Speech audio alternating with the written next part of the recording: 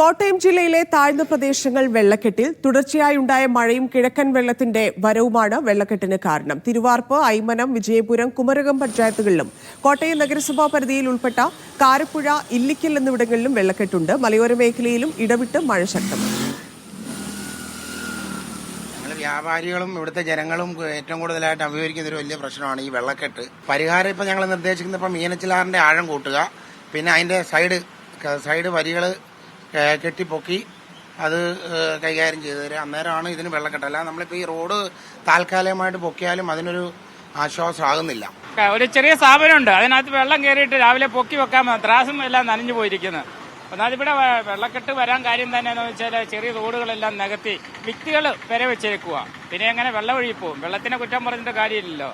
തിരുവാർപ്പ് പഞ്ചായത്തിൽ പല പരാതി കൊടുത്തിട്ടും അവരെല്ലാം കണ്ടടിച്ചിരിക്കുക, സെക്രട്ടറി ഉൾപ്പെടെ.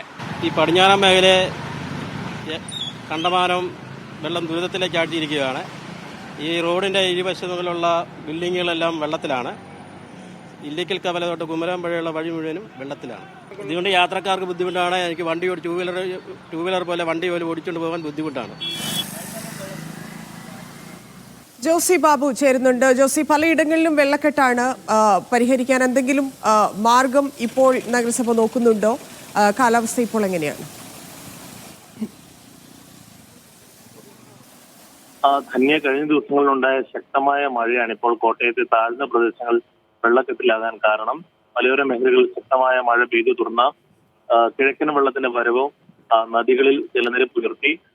മണിമല, മീനച്ചിലാർ, മൂവാറ്റുപുഴയാറിന്റെ കൈവഴികളായിട്ടുള്ള കോട്ടയം ജില്ലയിലൂടെ ഒഴുകുന്ന പ്രദേശങ്ങളിലേക്കും പലയിടത്തും പുഴ കരകവിഞ്ഞ് വെള്ളം കയറി. പ്രത്യേകിച്ച് തിരുവാർപ്പ്, ഐമനം, വിജയപുരം, കുമരകം, ആർപ്പുക്കര പഞ്ചായത്തുകളിലും കോട്ടയം നഗരസഭാ പരിധിയിൽ ഉൾപ്പെട്ട കാരാപ്പുഴ, ഇല്ലിക്കൽ എന്നിവിടങ്ങളിലും വെള്ളക്കെട്ടുണ്ട്. കോട്ടയം കുമരകം റോഡിൽ വെള്ളക്കെട്ട് മൂലം പലയിടത്തും ഗതാഗത തടസ്സമുണ്ട്. അവിടെ നിന്നുള്ള ഇല്ലിക്കലിൽ നിന്നുള്ള ആളുകളുടെ പ്രതികരണമാണ് നമ്മൾ ഇതിനു മുമ്പ് പങ്കുവച്ചത്. ഇപ്പോൾ ജില്ലയിലാകെ 15 ദുരിതാശ്വാസ ക്യാമ്പുകൾ പ്രവർത്തിക്കുന്നുണ്ട്. 62 കുടുംബങ്ങളെ ക്യാമ്പുകളിലേക്ക് മാറ്റിയിട്ടുണ്ട്. വൈക്കം മഹാദേവ ക്ഷേത്രത്തിലെ ഭീമൻ ആൽമരം ഇന്ന് പുലർച്ചെയുണ്ടായ കാറ്റിൽ വീണ് അപകടം സംഭവിച്ചിട്ടുണ്ട്. കൂടാതെ ഐമനം കരിയമ്പടം വേഴേപ്പറമ്പ് പാടശേഖരത്തിൽ മട വീണിട്ടുണ്ട്. 300 ഏക്കർ പാടശേഖരത്തിൽ വെള്ളം കയറി.